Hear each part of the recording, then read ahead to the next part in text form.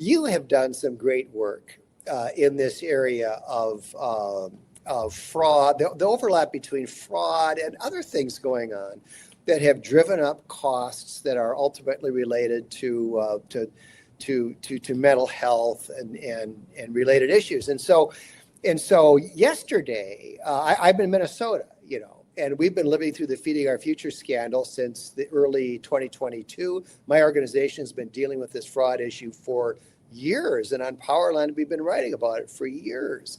Well, the whole fraud situation is now expanded. And yesterday, there was a big press conference in Minneapolis, and Dr. Oz was here, and senior people from the Department of Justice, the local U.S. attorney, who's a friend of mine, was there.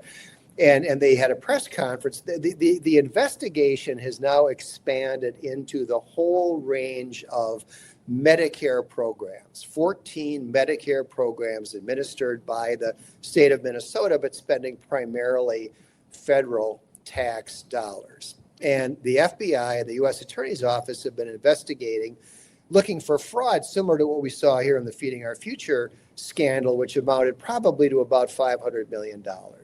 And it's now believed that these Medicaid-related programs are seeing fraud in Minnesota that's probably $9 or $10 billion, maybe more. And so the first indictments, 15 indictments handed down. We're going to be seeing hundreds of indictments to come in these Medicaid programs just in Minnesota. And I think the fraud is going on across much of the country.